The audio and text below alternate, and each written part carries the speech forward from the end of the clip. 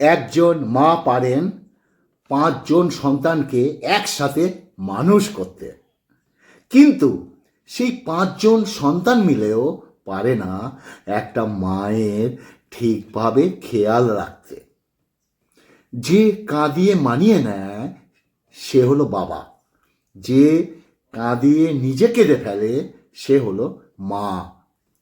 পৃথিবীতে সবার ভালোবাসা ফুরিয়ে গেলে মা বাবার ভালোবাসা কখনো ফুরোয় না। না পাওয়ার ব্যথার চেয়ে পেয়ে হারানোর ব্যথাটা একটু বেশি হয় ব্যথাটা। পৃথিবীতে দুটো অনুভূতি কখনো লিখে প্রকাশ করা যায় না। এক, পাওয়ার আনন্দ, আর দুই, হারানোর বেদনা। পৃথিবীতে সব থেকে দামি জিনিস হলো মায়ের শাসন আর বাবার আদর। মানুষ খুব তাড়াতাড়ি বদলে যায় না? কেন এমন হয়? পরিচিতি হওয়ার সময় একরকম, পুরাতন হয়ে গেলে অন্যরকম। কাউকে খুব বেশি আপন কখনো করতে নেই, কারণ আপন মানুষগুলোই ভালো জানে ঠিক কোথায় আঘাত করতে হয়, পয়েন্টে। শখের বশে কেউ রাত জাগে না। আসলে বুকের ভেতরে পুষে রাখা কষ্টগুলো মানুষকে ঘুমোতে দেয় না। আমি দুর্বল নই, আমি ক্লান্ত হয়ে গেছি সবার মিথ্যে ভালোবাসার অভিনয় দেখতে দেখতে দেখতে। আজ কাঁদবো, কালও কাঁদবো, কিন্তু একদিন ঠিক নিজেকে সামলে নেব। ভালোবাসাটা অন্যায় নয়, কিন্তু ভালোবাসার নামে অভিনয় করাটা হচ্ছে সব থেকে বড় অন্যায়। মানুষ যখন একা থাকে তখন সে নিজের থেকে প্রিয় মানুষটার কথা বেশি চিন্তা করে। একটা কথা কি জানো? কেউ পাশে থাকার হাজার কারণ খোঁজে, আবার কেউ দূরে সরে যাওয়ার একটা মাত্র বাহানা খোঁজে। একা থাকতে শেখো। স্বার্থপর শহরে কেউ কারণ নয়। যা দেখছো তা সবই অভিনয়। যার মনে মায়া বেশি তার জীবনে বোধহয় কষ্টটাও একটু বেশি, তাই না? অতিরিক্ত কেয়ার আর অতিরিক্ত ভালোবাসাগুলো একসময় ব্লক লিস্টে সীমাবদ্ধ থাকে। পোকা আর ধোকা দুটো আলাদা হলেও রূপ কিন্তু একই। পোকা ফসলের মাঠ ধ্বংস করে দেয়, আর ধোকা মানুষের জীবন ধ্বংস করে দেয়। মন ভাঙা মানুষদের একটা লক্ষণ আছে জানো? খেয়াল করে দেখবে একটু, এরা হাসে বেশি। যেমন আমি হাসছি, তাই না? কি মনে করছো? দাদার কথাগুলো খুব মনে লাগছে, তাই না? দাঁড়াও দাঁড়াও, স্কিপ করবে না, টানবে না, শুনতে থাকো, আরো ইম্পর্টেন্ট কথা বলবো আজকে। আর যারা বাজে কমেন্টস করো, এটা বলে রাখছি, এটা হচ্ছে তোমাদের পরিবারের শিক্ষা, পারিবারিক শিক্ষা, এইটুকু বলতে পারি। স্কিপ করবে না। নমস্কার, হাটবাজার থেকে স্বাগতম। আজকে অনেক মেনু। ভিডিওটি পুরো দেখবে, একটু গ্যাপ করলে অনেক কথা মিস করে যাবে। আর তুমি তুমি তুমি দেখছো আজকে আমার ভিডিওটি, তোমার কাছে আমার আবদার, আবদার বলো, ভিডিওটি ভালো লাগলে তুমি যে সোশ্যাল মিডিয়া দিয়ে দেখছো, একটু তার সেই নেটওয়ার্কের মাধ্যমে একটু লোকের কাছে পৌঁছে দিও। বুঝে নাও আমি কি বলতে চাইছি। খাওয়ার প্রথমে আমি 3টা কথা বলতেই থাকবো। ভালোবাসা, ভালোবাসা, ভালো মন, এই 3টি খুব দরকার, খুব দরকার, খুব দরকার। আর আজকে হচ্ছে কি রকম 2 রকমের মাছ। একটা আছে এই দেখো, ছোট্ট ছোট্ট বাটা মাছ, বেগুন দিয়ে কাঁচা লঙ্কা চিড়ে ঝোল। আরেকটা আছে পার্শে মাছ। এই পার্শে মাছটা কালকে, কোনটা আগে খাবো? পার্শে মাছটা পরে খাবো, আগেই বাটা মাছ দিয়ে খাই।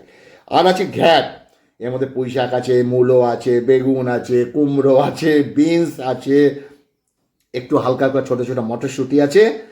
চলো খেতে খেতে আজকের কথাগুলো বলি। এত মাছ, এত ঝোল, কি দিয়ে কি করবো বুঝতে পারছি না। আর চলো আজকে ইম্পর্টেন্ট কথাগুলো বলি, ওকে?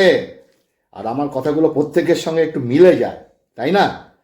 কিন্তু আমি না জেনে বলি, বাস্তব কথাগুলো বলি, কথাগুলো সবার তোমার জানা।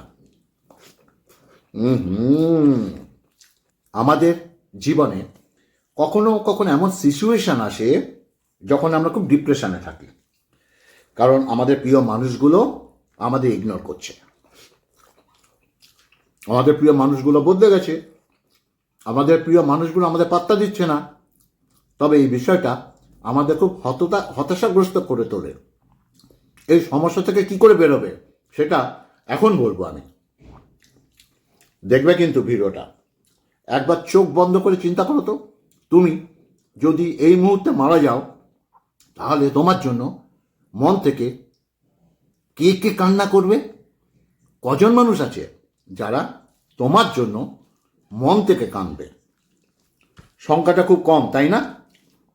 সত্যি কথা বলতে এই সংখ্যাটা প্রায় সকল মানুষের ক্ষেত্রেই কম, আমার ক্ষেত্রেও কম। মা বাবা ভাই বোন সন্তান ছাড়া আমি তো অন্য কাউকে দেখতে পাচ্ছি না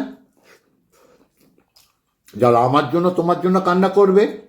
খুব কাছের কয়েকজন বন্ধু বান্ধব হয়তো কান্না করবে, কিন্তু তারাও দ্রুত তোমাকে আমাকে ভুলে যাবে।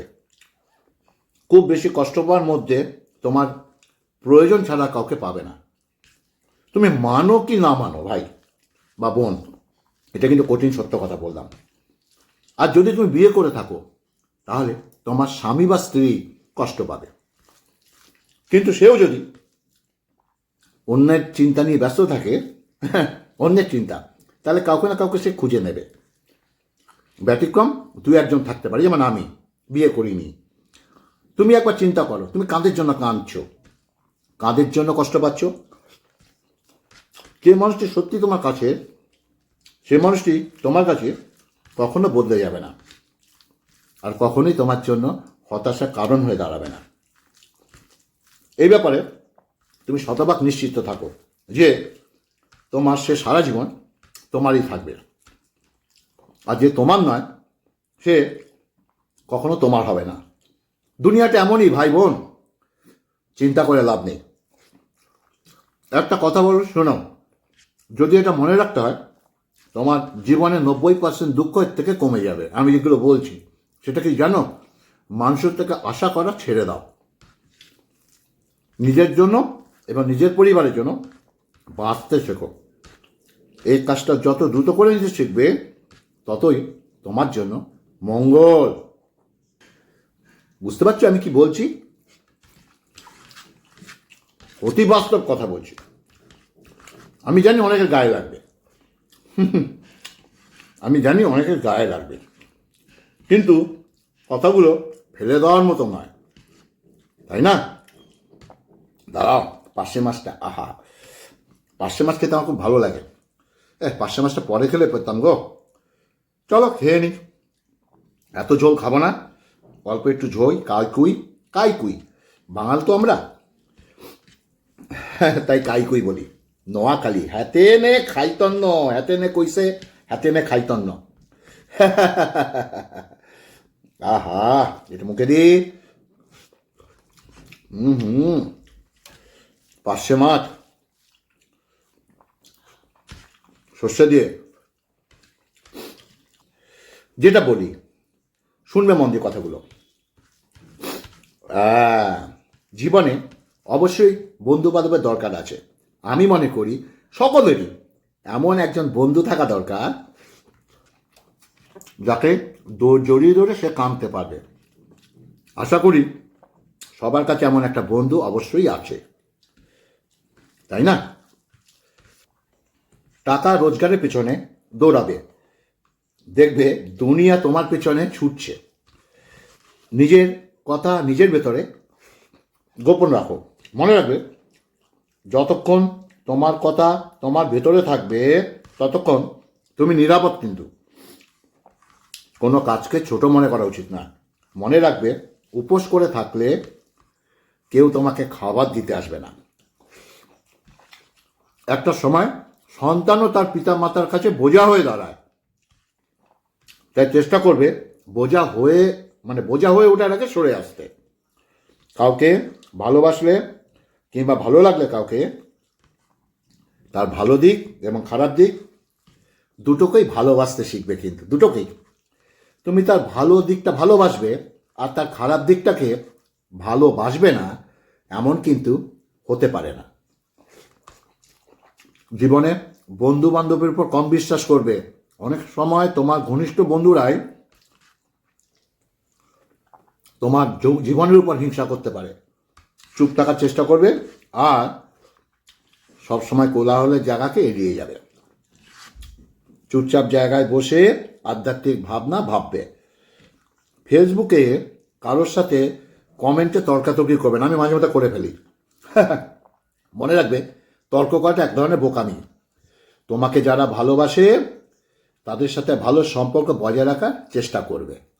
মাঝে মাঝে এটা বেগুন মাঝে মধ্যে শত্রুদের সঙ্গে সুসম্পর্ক বজায় রাখো, কারণ এই দুনিয়াতে বুদ্ধি করে বেঁচে থাকতে হয়। ওকে? কচি কচি বেগুন, বাটা মাছের সঙ্গে কচি কচি বেগুন, আহা হা, হেভি লাগে কিন্তু। আর সঙ্গে হচ্ছে আলু, কাঁচা লঙ্কা দিয়ে ঝোল। বুঝলি, আলুটা আমি একদম পুরো মিশিয়ে নেবো, আর কাঁচা লঙ্কাটা একটু ডলে নেবো। বুঝেছো?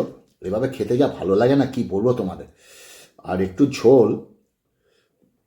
ঝোল নিয়ে নেবো। এই যে, চলো এইটাই পাশে রাখি আর ঝোলটাই পাশে রাখি। এবার সব কিছু মাখবো। কথাগুলো কেমন লাগছে? কথাগুলো ভালো লাগলে, যে সোশ্যাল মিডিয়ার মাধ্যমে তুমি দেখছো, একটু শেয়ার করে দিও। এটা আমার আবদার তোমার কাছে, যেহেতু তুমি ভিডিওটা দেখছো। আর ছোট ছোট বাটা মাছ খেতে যা টেস্ট, কি বলবো তোমাদের, অসম্ভব টেস্ট লাগে। আর বিশেষ করে বেগুন দিয়ে খেয়ে দেখবে একদিন, আমার তো খুবই ভালো লাগে। 3টে মাছ আছে, 3টে মাছই নিয়ে নিই। ওকে, চলো খেতে খেতে আবার শুরু করি। আহা হা,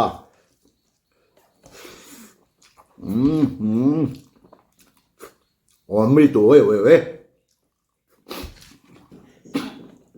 বন্ধুদের সঙ্গে ভালো সম্পর্ক বজায় রাখার চেষ্টা করবে।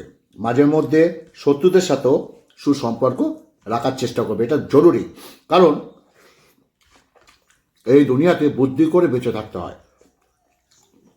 কাছের মানুষদের সাথে ঝগড়ার পর বেশিক্ষণ রাগারাগি করে একদম থাকবে না। যে কোনো অজুহাতে কথা বলে নাও, পরিস্থিতি স্বাভাবিক হয়ে যাবে। প্রত্যেক মানুষের ভালো খারাপ দুটো দিক আছে। কেউ পুরোপুরি খারাপ না, আবার কেউ পুরোপুরি ভালো নয়। কাউকে খারাপ মনে হলে তার ভালো দিকগুলো বেশি বেশি করে মনে করো, ভালো দিকটা। আর খুব বেশি খারাপ মনে হলে তার থেকে দূরে সরে যাও। নিজেকে অশান্তির পরিবেশ থেকে সর্বদা সরিয়ে রাখো। যে যেরকম তার সঙ্গে ওরকম হও। এক্ষেত্রে অতি ভালো হতে গিয়ে প্রতিনিয়ত আঘাত সহ্য করে কষ্ট পাওয়াটা বোকামি। মোট কথা, কেউ যেচে লাগতে আসলে তাকে জবাব দাও। কেউ তোমার সঙ্গে নাটক করলে তার সঙ্গে সিনেমা করো। হ্যাঁ, সিনেমা, যাতে সে বুঝতে পারে কারোর সঙ্গে ছলনা করলে সেও ছলনা করতে পারে। বাবা মা, স্বামী স্ত্রী, সন্তান সহ কাছের মানুষকে ভালোবাসো, যাতে জীবনটা সবসময় রঙিন হয়ে থাকে।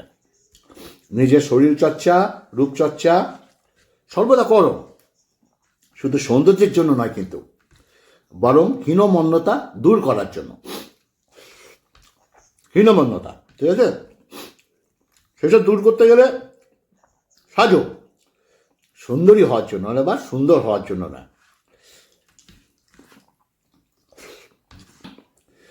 আত্মীয়দের বাড়িতে কোনো অনুষ্ঠানে গিয়ে যখন দেখতাম সমবয়সী কোনো ছেলে কিংবা মেয়েকে নিয়ে সবাই মেতে উঠত, তখন বুঝতে পারিনি আমি মধ্যবিত্ত পরিবারের সন্তান।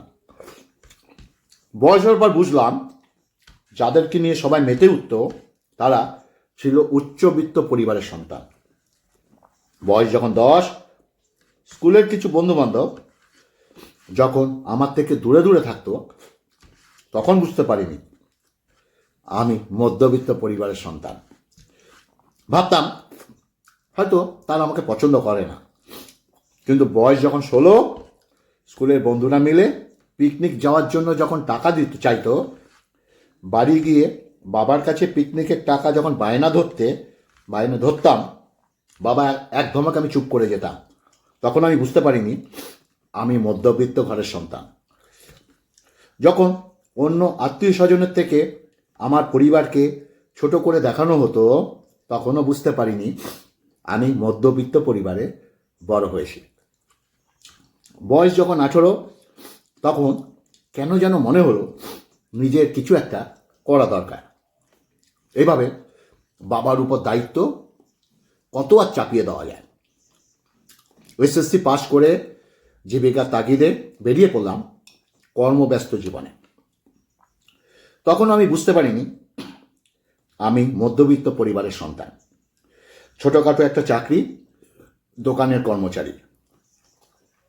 মাস শেষে 1,000-5 টাকা দেয়, তাতেই রাজি হয়ে গেলাম। তখন মাথায় আসেনি আমি মধ্যবিত্ত পরিবারের সন্তান। 1,000-5 দিয়ে দিব্যি পড়াশোনার খরচ চালিয়ে যেতাম। এদিকে পড়াশোনার খরচ বাড়তে লাগলো, সাথে হাত খরচ। তখন আর বাবার কাছে টাকা চাইতে হতো না। এভাবে যখন নিজের উপর নিজে নির্ভরশীল হয়ে গেলাম, তখন বুঝতে শুরু করলাম আমি মধ্যবিত্ত পরিবারের সন্তান। জীবন যুদ্ধে প্রতিনিয়ত একা লড়াই করতে করতে বুঝেছি আমি মধ্যবিত্ত ঘরের সন্তান। ইউনিভার্সিটিতে তেমন কোনো ঘনিষ্ঠ বন্ধু নেই। বন্ধুবান্ধবদের সাথে কলেজ ক্যান্টিনে আড্ডা দেওয়া কখনোই হয়ে উঠত না। ওই যে বললাম আমি মধ্যবিত্ত ঘরের সন্তান। একদিন দুদিন বন্ধুরা হয়তো বিল দিয়ে দিত, কিন্তু মাসে অত্যন্ত একটা দিন আমার দেওয়ার পালা তো আসবেই। সেই লজ্জায় আর একদিনে কখনো আড্ডা দেওয়ার সাহস হয়নি একদিন। তবে দূর থেকে দেখেছি বন্ধুদের হাসাহাসি, আড্ডায় মাতামাতির সাথে সেলফি আর কত কি। এসব দেখতে দেখতে শুধু দীর্ঘশ্বাস ফেলা ছাড়া আর কিছুই করিনি। আমার ইউনিভার্সিটিতে কিংবা কলেজ তেমন কোনো বন্ধু ছিল না বা নেই, হাতে গোনা কয়েকজন। তারা আমার মধ্যে মধ্যবিত্ত ঘরের সন্তান। শিক্ষা জীবন থেকে অভিজ্ঞতা নিয়ে কর্মজীবনে প্রবেশ করে বুঝেছি আমি মধ্যবিত্ত ঘরের বা পরিবারে বেড়ে ওঠা একজন মানুষ বা সন্তান। অনেক কথা বলে ফেললাম, অনেক কথা, এবং অনেক কথার অনেক অনেক মানে বোঝালাম। জানি না তুমি বুঝেছো কি না আমার আজকের কথা, আজকের ভিডিওর অর্থগুলো। যদি ভালো লাগে প্লিজ তুমি যে সোশ্যাল মিডিয়া দেখছো তার মাধ্যমে একটু শেয়ার করে দিও। এটা আমার আবদার বা অনুরোধ বলতে পারো। আরও কিছু ভিডিও আমার এই কথাগুলো শুনুক, মনে একটু শান্তি পাক। আর যারা এখনও আমার পেজটি ফলো করোনি, দেখো নিচে লেখা আছে ছোট্ট করে হাটবাজার থেকে। পেজটি টিপ লাইক ফলো করে নিও। সার্চ অপশানে গিয়ে হাটবাজার থেকে লেখো, আমার মুখের ছবি পেয়ে যাবে। আগামীতে আরও ভালো ভালো ভিডিও নিয়ে আসবো। ভালো থাকবে, সুস্থ থাকবে। নমস্কার।